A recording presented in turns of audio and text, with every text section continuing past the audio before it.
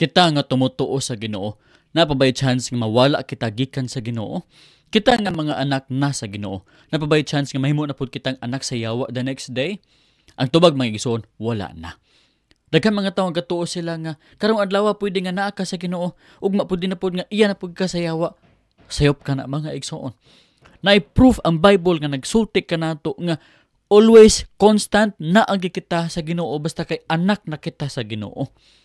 Ang Bible gasulti gana sa Jude chapter 1 verse 1, Jude, a bondservant of Jesus Christ and brother of James, to those who are the called, beloved in God the Father, and kept for Jesus Christ. Gisulti diri ni Jude nga kining iyang mga gisuwatan, mga tinawag kini sa Ginoo, mga gihigugma kini diha sa Ginoo, ug mga tinipigan kini para kang Kristo Jesus. Tulo ka puntos gisulti ni Jude nga nagapakita nga secured na gid ang ato ang status diha sa Ginoo ug dili na kita mawala pa. Unsa gisulti niya? To those who are the called, kita mga tinawag. Kini nga pagtawag mga igsoon, gapakita kini nga dili lang kita part sa family sa Ginoo kundi specifically gitawag kita sa Ginoo para nga maluwas o para magtrabaho sa iyang gingharian. Kini gapakita usab mga igsoon nga ato ang kaluwasan dili ni ato ang binuhat kundi binuhat ni sa Ginoo. Siya ay nagtawag kanato para mahimo kitang anak sa Ginoo. Siya ay nagtawag kanato para mahimo kitang balaan. Ikaduha, gihigugma kita sa Ginoo. Unsa gisulti diha? Beloved in God the Father. Mao ni ang pinagkapundasyon sa pagtawag sa Ginoo sa atoa. Iya kitang gihigugma pag-ayo. Ug abi mo kanang love diha, dili ka na iyano nga love, kundi steadfast ka na nga love. Kana bitawng love nga loyal. Love nga mo sustain, dili kay mo atras. Love nga maga-endure. Busa bitaw mga igsoon nga dili gid mawala ang ato ang relasyon sa Ginoo isip anak og siya atong amahan tungod kay ang gugma niya is steadfast. Ingon pagani ni Paul sa Romans 8, for I am convinced that neither death, nor life, nor angels, nor principalities, nor things present, nor things to come, nor powers, nor height, nor depth, nor any other created thing will be able to separate us from the love of God that is in Christ Jesus our Lord. Unsa ingon niya? Nor any other created thing will be able to separate us from the love of God which is in Christ Jesus our Lord. Wala gyoy unsa nga puwersa sa langit ug sa yuta, sa puwersa nga naa sa present or puwersa nga naa sa umalabot nga panahon nga maka-separate kanato gikan sa gugma sa Ginoo nga naa diha kang Kristo Jesus. Praise the Lord mga igsoon. Dili na gid ta mawala diha sa Ginoo. Unya unsa pagigisulti niya sa ikatulong nga point,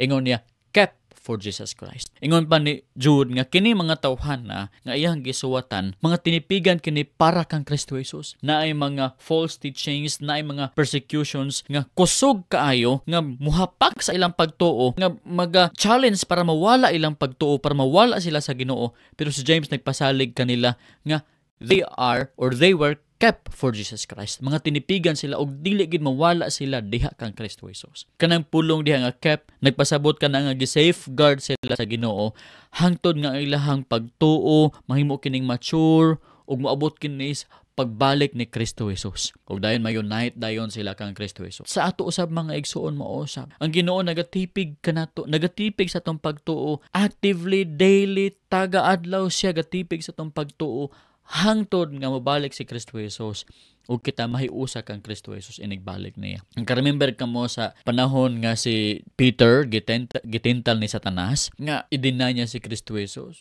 Ingon pa ni Jesus Christ, si Satan Peter ga request nga ayagon ka sama sa wet, pero ako nagampo nga pagtuo nimo dili mag-faint. Mao ni mga igsuon ang pagkep sa Ginoo kanato. Si Kristo Jesus ga-intercede siya nga atong pagtuo matipigan. Ang Father active kayo siya nga ga-preserve sa atong pagtuo, ga-preserve kanato para dili kita mawala sa Ginoo. Ang Holy Spirit siya kanunay sigig-lig-on sa atoang. Ang atong pagtuo iyang ginalig-on ug ang Father iyang ginaampuan. Nagapray sa Father sa mga pagampo nga dili malitok sa mga pulong aron matipigan ang atuang nga pagtuo dili mawala atong pagtuo diha sa Ginoo. Ug kung kita makasala, unsay buhaton sa Ginoo kanato? Disiplinaon kita niya isip iyaha mga anak.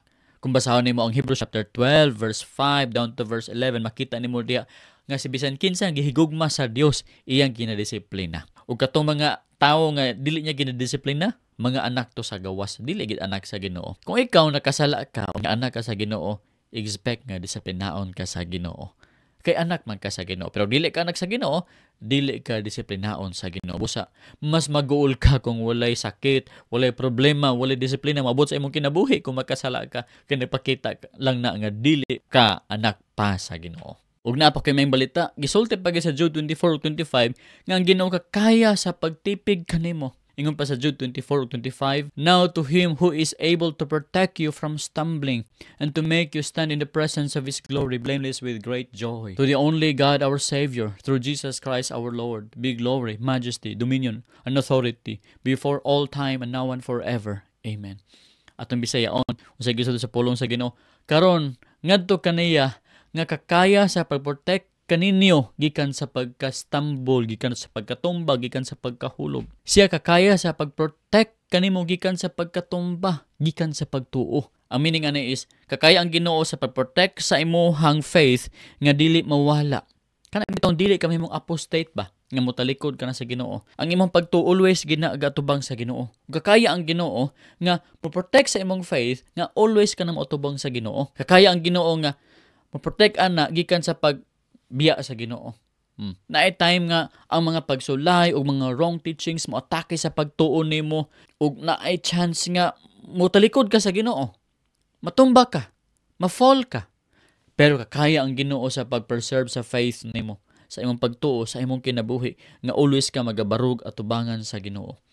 Yes, naay sala nga mabuhat nimo, pero still ang pagtuo nimo naa sa Ginoo. Lord, pasaylo ako sa akong mga sala. Lord, forgive me.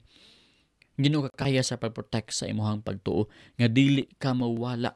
Ug kakaya pud ang Ginoo sa pagpatindog sa imuha sa iyang presensya sa himaya, blameless with great joy. Ingon pa diri, and to make you stand in the presence of his glory, blameless with great joy. Kakaya usab ang Ginoo, able usab ang Ginoo nga patindugon ka sa iyang presensya, sa iyang himaya nga ikaw blameless, meaning walay sala. Imong sala tanan gihinluan na ni Kristo Jesus. Kakaya ang Ginoo pagbuhat ana mga igsoon. Unya dili kay magatindog ka sa iya nga naay kaulaw, kundi dili naay dakong kalipay. Nganuman kay ang tanan nimo mga sala gihinluan sa Ginoo. Ang sala nga maoy hinungdan nga nahimulag kita sa Ginoo, gihinluan sa Ginoo aron kita ma-secure diha sa Ginoo, dili kita mabulag sa Ginoo. Tungod kay kakaya ang Ginoo sa paghimo kanato nga blameless, putli, dili mahulog, iya ang dungog ug himaya. Ingon pa dere, to the only God our Savior, through Jesus Christ our Lord, be glory, majesty, dominion, and authority before all time and now and forever. Amen. Praise the Lord. Ginoo, sa imo lang gyud ang dungog ug himaya. Kay imo kami gitipigan. Makasasala kami, muikyas na unta kami gikan kanimo tungod sa mga pagsulay ug mga wrong teachings. Apan gitipigan gid nimo ang pagtuo namo para nga always kami magatuog, magatubang kanimo. Naay tayo nga makasala kami, Ginoong Dios, apan ikaw nagahinlo sa among kasing-kasing. Gitudloan nimo kami nga magrepent o magbalik sa imuha. Ug wala gid nawala among kaluwasan. Kay kakaya ang Ginoo nga mag-keep kanamo, preserve kanamo, mag-safeguard kanamo, ug mag-protect sa amo agikan sa pagkastumble. Muna mga igsuon, daygon ta ang Ginoo og manluluwas. Atong kaluwasan is eternally secured na.